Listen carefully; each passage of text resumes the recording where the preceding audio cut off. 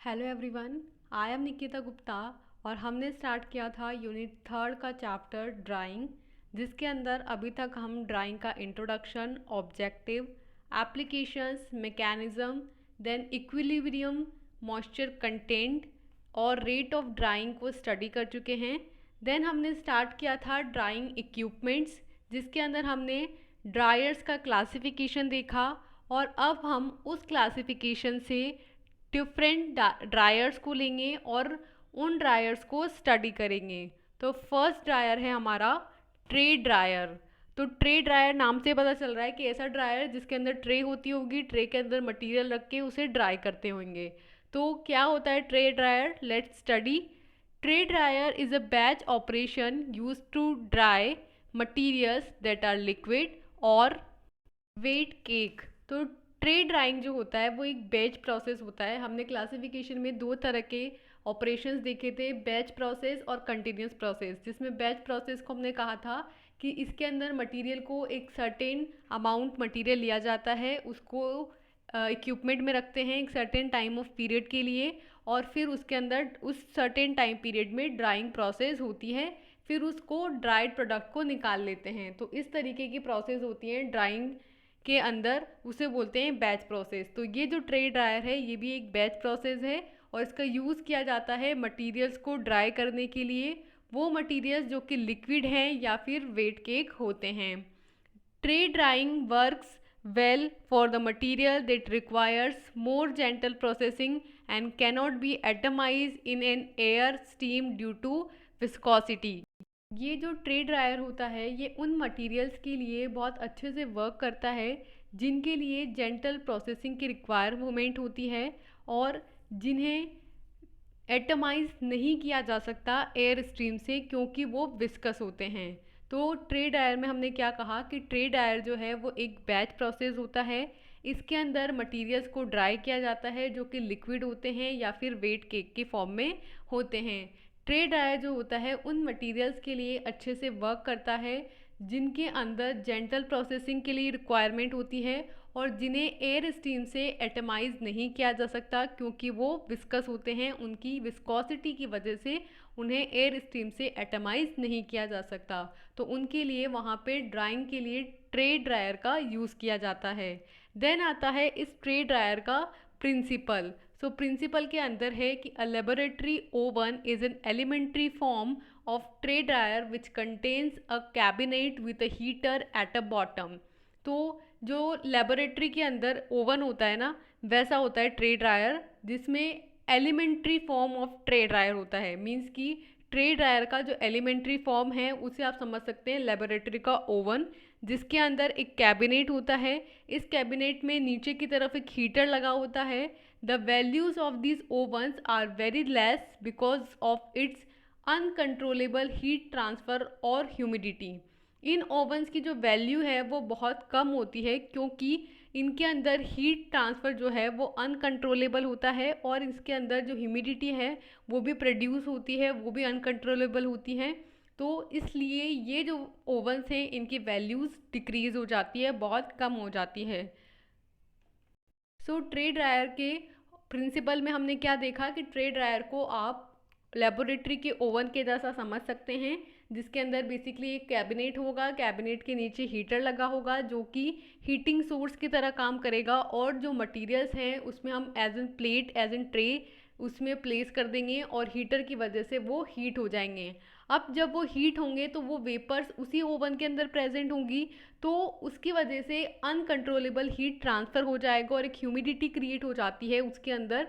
इस वजह से ये जो ओवन्स होते हैं इनकी वैल्यू कम होती है।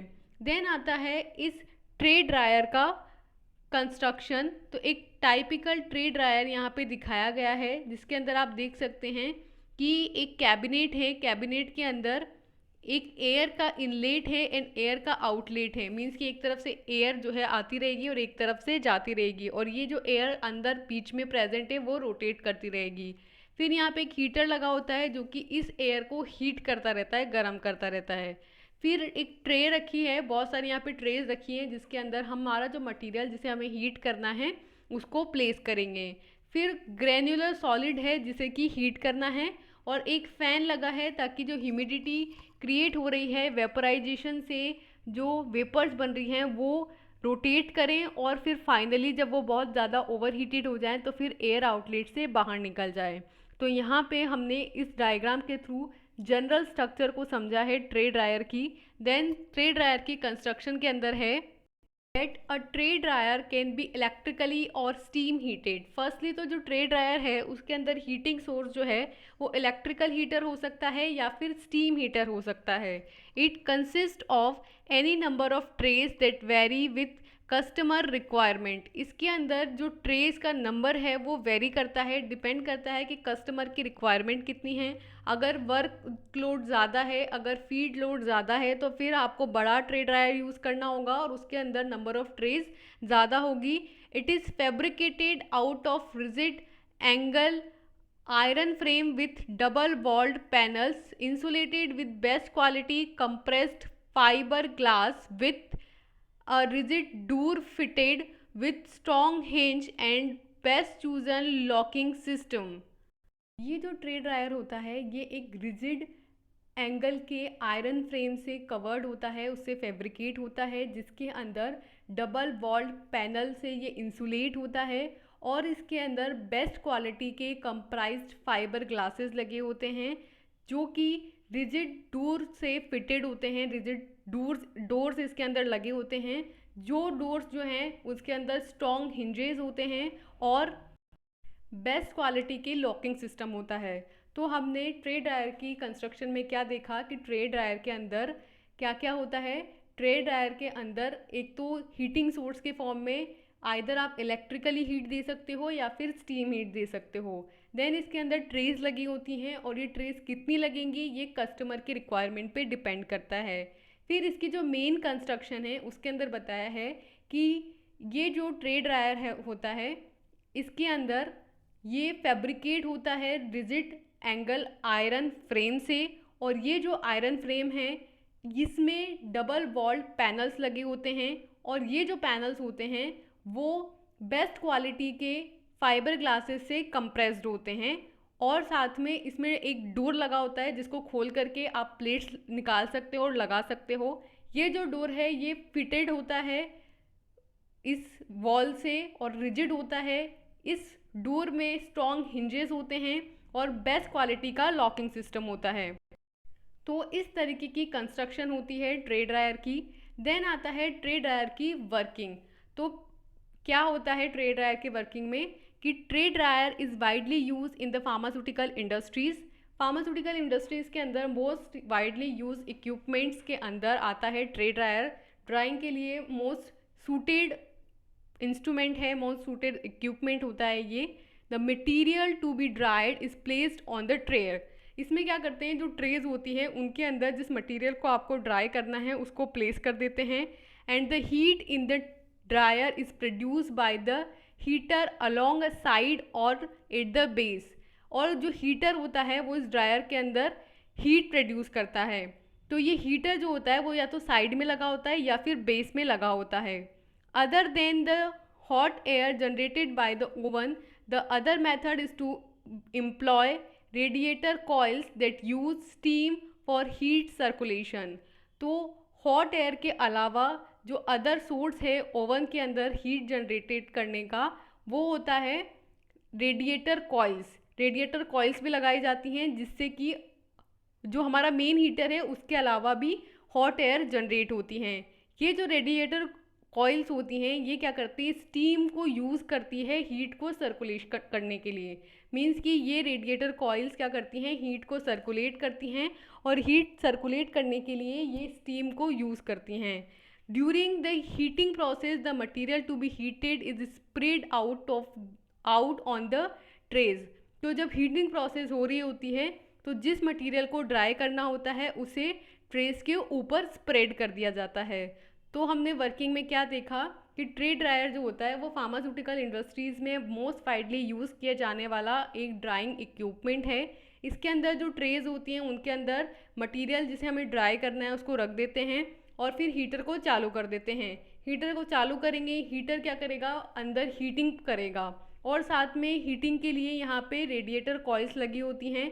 ये जो हीटर है ये इसको आप साइड में लगा दीजिए या फिर बेस में लगा दीजिए, और रेडिएटर कॉइल्स लगाएंगे हम साथ में, जो कि हॉट एयर को जनरेट करेंगी। ये हॉट एयर को जनरेट करने के लिए स्टीम का यूज़ करती हैं और हीट को सर्कुलेट करती हैं।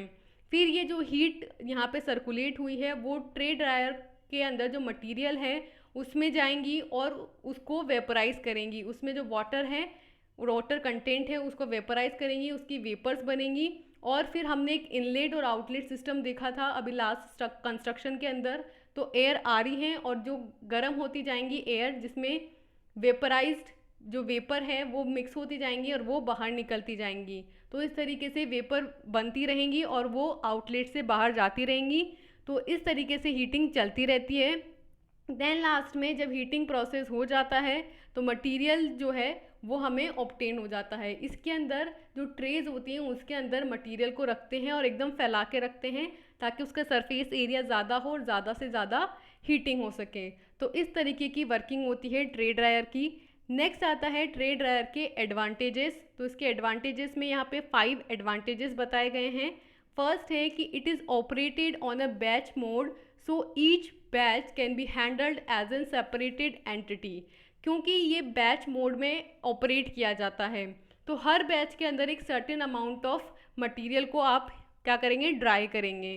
तो हर बार का जो मटेरियल की हैंडलिंग होगी वो एक सेपरेटेड एंटिटी होगी।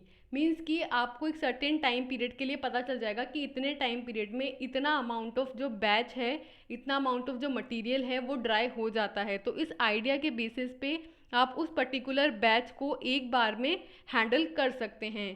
देन सेकंड है कि it is energy efficient dryer as it consumes less energy. क्योंकि ये जो इंस्ट्रूमेंट होता है, ये जो ड्रायर होता है वो बहुत ही कम एनर्जी को कंज्यूम करता है, इसलिए ये एक एनर्जी एफिशिएंट ड्रायर होता है। देन थर्ड है कि it's simple to use and clean. इसको यूज़ करना बहुत ही इजी है, बहुत ही सिंपल है और इसे इजीली क्लीन भी किया जा सकता है क्योंकि इसमें आपको ज़्यादा कुछ करना नहीं है, बस ट्रेस निकालनी है, ट्रेस के अंदर मटेरियल को प्लेस करना है, उसको फैला देना है ताकि उसका सरफेस एरिया बढ़ जाए, उसको रख दीजिए सर्टेन टाइम पीरियड के लिए और फिर इतने टाइम में जब आपको पता होगा कि इतने टाइम में वो ड्राई हो जाएगा तो उसको ड्राई हो जाने के बाद उसको फिर से केयरफुली जैसे ओवन से आप निकालते हैं वैसे ओवन से निकाल लीजिए और फिर आपका जो ड्रायर है वो हो जाएगा। और फिर इसको क्लीन भी कर सकते हैं क्योंकि आपने प्लेट्स निकाल ली, उसके बाद प्लेट्स को अलग से क्लीन कर लीजिए और जैसे ड्रायर ओवन को आप क्लीन करते हैं वैसे ओवन को क्लीन कर लीजिए। तो इसको क्लीन करना और उसको यूज़ करना दोनों ही बहुत ईजी होता है। देन फोर्थ है कि tray dryer is available in different sizes, thus capital cost can be controlled. Means कि ये डिफरेंट साइजेस में अवेलेबल होते हैं तो आपकी जितनी रिक्वायरमेंट है उसके अकॉर्डिंग आप डिफरेंट साइज़ के ट्रे ड्रायर को परचेज कर सकते हैं। तो इसकी वजह से जो कैपिटल कॉस्ट है वो भी कंट्रोल हो जाएगी। मीन्स कि अगर आपकी डिमांड ज़्यादा है तो आप बड़ा वाला ले लीजिए और अगर आपकी डिमांड नहीं है इतनी ज़्यादा तो फिर आप छोटा वाला ट्रे ड्रायर भी ले सकते हैं जिससे कि आपकी जो कॉस्ट है वो कंट्रोल होगी। देन लास्ट है कि chamber walls are heated externally, thus prevents condensation. क्योंकि इसके अंदर जो हीटिंग होती है वो चैम्बर वॉल्स में होती हैं और ये चैम्बर वॉल्स जो हैं वो बाहर एक्सटर्नली प्रेजेंट होती हैं जिसकी वजह से कंडेंसेशन प्रिवेंट हो जाता है, कंडेंसेशन नहीं होता है। तो हमने क्या क्या एडवांटेजेस देखे। फर्स्ट कि इसे बैच मोड पे ऑपरेट किया जाता है इसलिए ये एक सेपरेटेड एंटिटी की तरह हैंडल की जाती है। देन सेकंड है कि ये एक एनर्जी एफिशिएंट ड्रायर होता है क्योंकि इसके अंदर लेस एनर्जी कंज्यूम होती है। देन थर्ड है कि इसे यूज़ करना सिंपल है और इसे इजीली क्लीन किया जा सकता है। फोर्थ है कि जो ट्रे ड्रायर होता है वो डिफरेंट साइजेस में अवेलेबल होता है इसलिए इसकी जो कैपिटल कॉस्ट है उसे कंट्रोल किया जा सकता है। एंड देन लास्ट है कि जो चैम्बर वॉल्स होती हैं वो एक्सटर्नली हीटेड होती हैं इसलिए उसका कंडेंसेशन को प्रिवेंट किया जा सकता है। तो these are the advantages of tray dryer. Then next आते हैं ट्रे ड्रायर के डिसएडवांटेजेस। तो इसके डिसएडवांटेजेस में फर्स्ट पॉइंट है कि as it operated at low to intermediate temperature the process is a time consuming. क्योंकि ये जो ऑपरेशन है वो लो या इंटरमीडिएट टेम्परेचर पे परफॉर्म होता है इसलिए ये जो प्रोसेस है वो एक टाइम कंज्यूमिंग प्रोसेस है क्योंकि इसमें हम बहुत ज़्यादा हीट नहीं प्रोवाइड कर रहे हैं, तो इसको वेपराइज होने में और इसको ड्राई होने में टाइम लगता है। देन सेकेंड है कि only a fraction of solid particles are directly exposed, heat transfer and mass transfer are comparatively inefficient. क्योंकि इसके अंदर सिर्फ जो सरफेस वाले सॉलिड पार्टिकल्स होंगे वो हीट के डायरेक्ट एक्सपोजर में आएंगे, जबकि जो नीचे वाले पार्टिकल्स होंगे वो हीट के डायरेक्ट एक्सपोजर में नहीं आएंगे। तो बेसिकली एक small amount of fraction he heat के डायरेक्ट कांटेक्ट में आ रहा है, तो इसकी वजह से जो हीट ट्रांसफ़र का प्रोसेस होगा इसमें और मास ट्रांसफ़र का प्रोसेस होगा वो कंपैरेटिवली इनएफेक्टिव होता है। देन थर्ड है कि it provides tendency to over dry contents in the low trays. Means कि क्या होता है कि कुछ ट्रेस ऊपर हैं, कुछ ट्रेस नीचे हैं। अब अगर ड्रायर नीचे लगा है तो हीटिंग जो है वो नीचे वाले कंटेंट की ज़्यादा होंगी और ऊपर वाले कंटेंट की कम होगी। तो इसकी वजह से जो नीचे वाले कंटेंट हैं उनकी ओवर ड्राइंग हो जाएगी और ऊपर वाले कंटेंट को बराबर हीट देने के लिए, मीन्स कि ऊपर वाले कंटेंट को ड्राई करने के लिए जितनी हम हीट देंगे तो उस हीट में नीचे वाले जो कंटेंट होगा वो ओवर ड्राई हो जाएगा।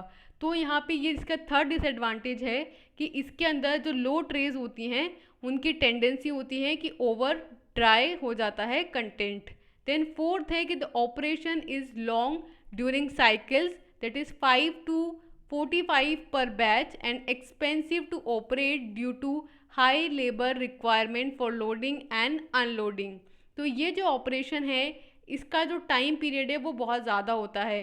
अराउंड इसमें एक साइकिल जो एक बैच है उसके अंदर 5 to 45 हार लग जाते हैं। तो एक साइकिल जो होता है इसमें बहुत लंबा चलता है और ये एक्सपेंसिव है इसको ऑपरेट करना, क्योंकि इसके अंदर हाई लेबर की रिक्वायरमेंट होती है इसको लोड करने के लिए और इसको अनलोड करने के लिए।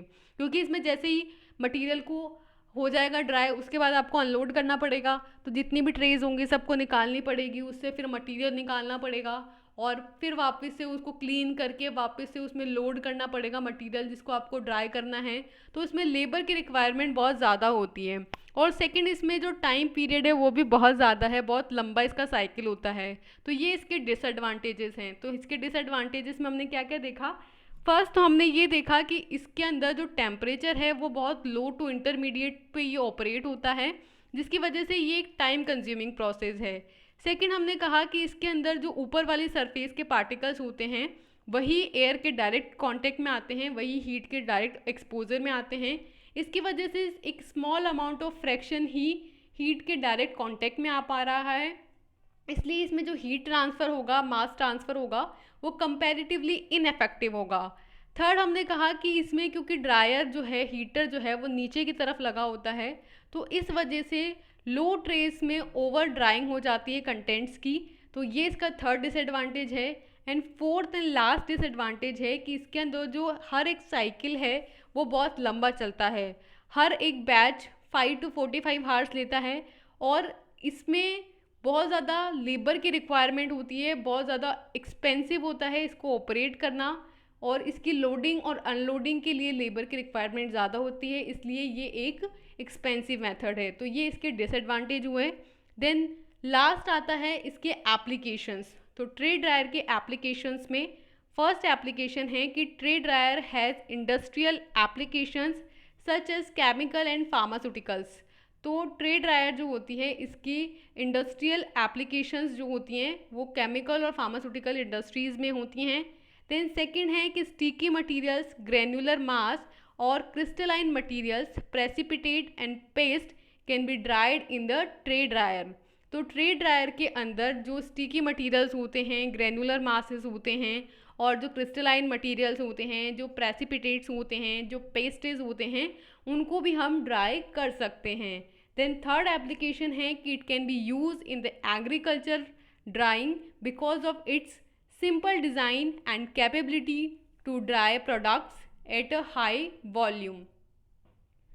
तो जो एग्रीकल्चरल ड्राइंग है उसके अंदर भी इसका यूज़ किया जा सकता है, क्योंकि इसकी डिज़ाइनिंग बहुत सिंपल होती है और इसकी जो कैपेसिटी होती है ड्राई प्रोडक्ट्स को ड्राई करने की और हाई वॉल्यूम को ये ड्राई कर सकता है। तो इस वजह से इसका यूज़ एग्रीकल्चरल ड्राइंग में भी किया जाता है। तो हमने क्या क्या एप्लीकेशंस देखी। फर्स्ट हमने इंडस्ट्रियल एप्लीकेशंस देखी जिसके अंदर हमने केमिकल और फार्मास्यूटिकल एप्लीकेशंस देखी। देन सेकंड हमने देखा कि जो ट्रे ड्रायर होता है उसके अंदर स्टिकी मटेरियल, ग्रैनुलर मास, क्रिस्टलाइन मटेरियल, प्रेसिपिटेट्स और पेस्ट, इनको भी ड्राई किया जा सकता है। एंड देन लास्ट हमने देखा कि एग्रीकल्चरल ड्राइंग भी इससे की जा सकती है क्योंकि इसकी डिज़ाइनिंग बहुत सिंपल होती है और एक हाई वॉल्यूम को इसके अंदर हम ड्राई कर सकते हैं, इसकी कैपेबिलिटी भी बहुत ज़्यादा होती है। तो यहाँ हमने कंप्लीट किया है हमारा फर्स्ट इक्विपमेंट ट्रे ड्रायर, जिसके अंदर हमने ट्रे ड्रायर की construction, working, principle, advantages, disadvantages और एप्लीकेशंस को स्टडी किया है। नेक्स्ट वीडियो लेक्चर के अंदर हम सेकंड इक्विपमेंट स्टडी करेंगे जिससे कि ड्राइंग की जाती है, दैट इज़ ड्रम ड्रायर। तो तब तक के लिए thank you and all the best.